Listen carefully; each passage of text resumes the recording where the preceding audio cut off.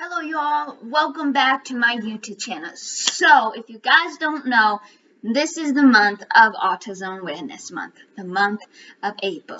So, with that being said, I decided to do an Autism Q A. So, I'll be answering some questions about autism. However, I can't answer them in I'll tell you what majority of people think sometimes, and sometimes it's going to be like my personal opinion, because everybody on the autism spectrum is different. It's not like we're all completely the same. So the way we view the diagnosis, the way it even affects us, can be very different depending on what person you're talking to. So this is Autism Q&A in the aspect of mostly how does it apply to me and affect my personal life. So with that being said, let's jump right in and get started.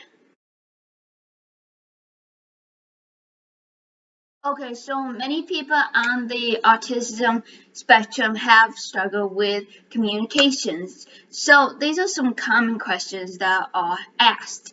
So the first question is it hard for you to make eye contact? For a lot of people on the spectrum, it's hard for them to make eye contact. For me personally, it's something that I used to struggle with when I was younger, but now it's something I don't really think about. Partly it might be because I'm short, and so if I actually stare someone in the eye and we were standing, I would be looking like this.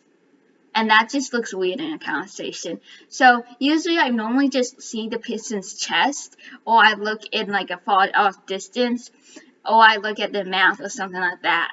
So do I actually make eye contact? Yes and no. It depends on the situation. Another good question that's also asked is, can you understand irony and sarcasm? A lot of people on the autism spectrum have a tendency to take things very literally. So for me personally, when it comes to irony and sarcasm, it really depends on how much I know you. If I know you're the type of person who uses sarcasm, or when you use sarcasm, I might be able to catch on. But if you're someone I've never met in my entire life, I might ask you, are you serious? That's usually my way of saying I didn't really get if that was sarcasm or if you were actually being serious. Another thing about being on the autistic spectrum is that body language can be really hard to understand. So for me personally, can I read body language? Well, the answer to this question is yes, I can read most body language. However, it's something that I had to learn over a progression of time. And it also depends, again, how much do I know you? Do I know about your body language? Am I used to it? And so that's really what it comes down to, is like that relationship, and how much do I actually know you to be able to learn your cues and your signals of your personal communication. Because we all have different types of communication, even though it's the same language, the way we communicate it is different for each individual. Okay, so we're going to take a little break on the questions and talk about one things I would like to tell you and kind of like address that I think is like a big misunderstanding about autism, and that is something called meltdowns. Now, if you haven't seen a meltdown, it's pretty much a kid screaming, usually screaming, and they a lot of times on the floor sometimes, and they usually have their hands covering their ears. And some people see this as a parenting issue, like the parent can't control their own child, or they see it as a child just plain misbehaving. What's really happening in that situation is this child has experienced sensory overload. And in essence, what is sensory overload? It is pretty much where you keep it's like hearing, it's like being overwhelmed by your environment. Uh, it's because people on the autistic spectrum, or autism people, a lot of them struggle with sensory processing, as in we struggle with being able to know which sensory is more important than others, so therefore we just hear them all. So we hear the fan running, we hear the water dripping, we hear people talking, plus we have the bright lights, which it can be bothersome.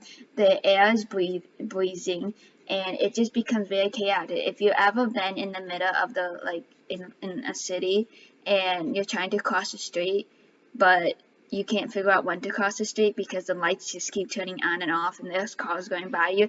That's pretty much like sensory overload. When you start and like just becomes overwhelming, and all you want to do is just like say, "Car, stop!" Just everything, just stop for a moment. That's pretty much what's happening. And because a child is so young, or it could be even an adult who can't speak, which is called nonverbal, or has some intellectual struggles, because they can't say, "Help, I want to get out of this situation," they scream, or they have something called a meltdown, and a lot of times it's screaming, because that's the only way of them being able to say, "Help, this situation is overwhelming, I don't know what to do," and that's their way of saying that. So it looks like a behavior problem, but it's really not. It's just a person trying to say, "Help, get me out of this situation.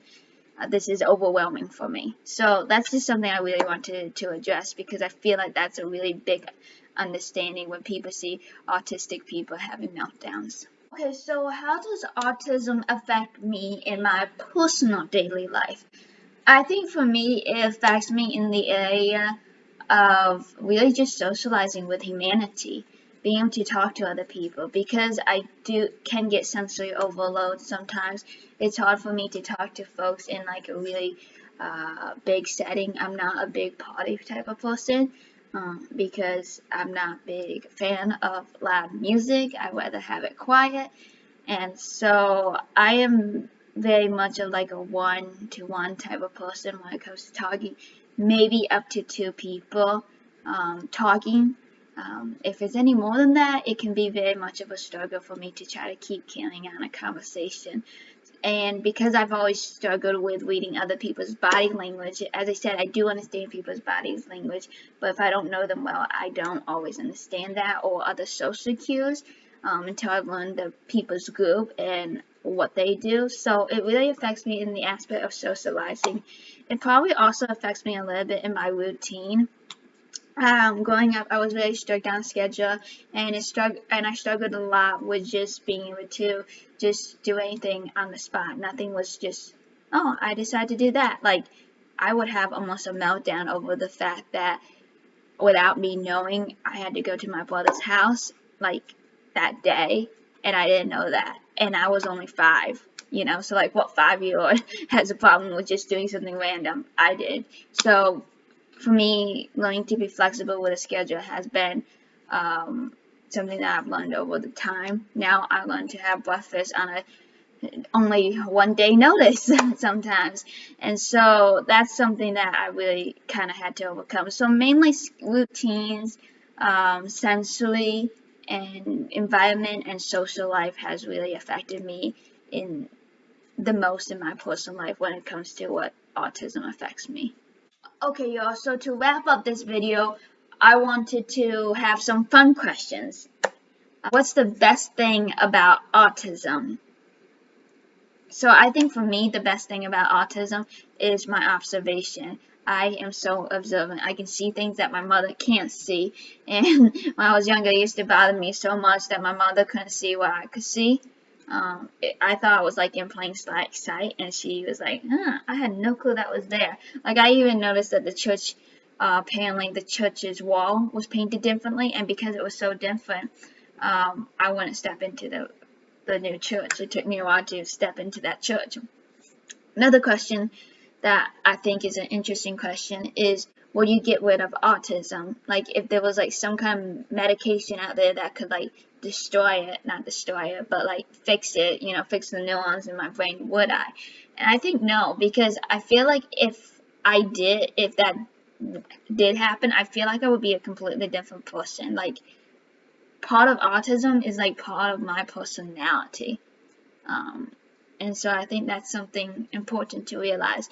In Psalms 139, David talks about, "I am fearfully and wonderfully made. Marvelous are your works, my soul knows well. My frame was not hidden from you when I was being made secret, intricately woven in the depths of the earth. Your eyes saw my unformed substance, and in your book was written every one of them, the days that were set before me, as yet they were none."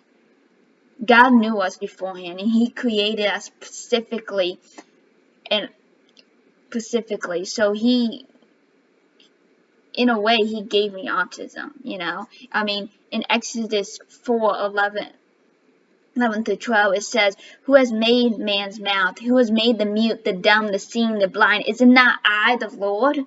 And so I feel like there's a reason why I have it, and it makes me who I am. And so therefore, I guess I can thank God for that, because if I didn't have autism, I wouldn't be able to see the world that I see now. Okay, y'all, thank you so much for watching this video. I hope you enjoyed learning a little bit more about autism. Hope you like my autism running shirt. I did an autism run, 5K.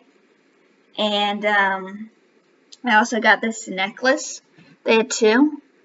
It's kind of like the sign for autism, which is like puzzle pieces that are like a different color. So that's kind of cool. So I hope you all enjoyed my video. Next week's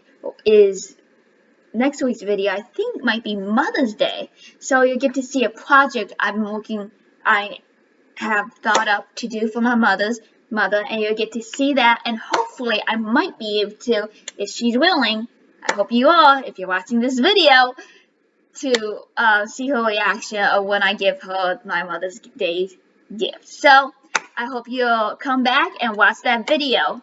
For now, thank you so much for watching. Please remember to subscribe, push that bell button to get notification. Give me a thumbs up if you enjoyed this video. Comment down below, because I love to hear from you. As always, I have a poetry website, and I think that's a wrap. So God bless you. I'll see you next time. Bye.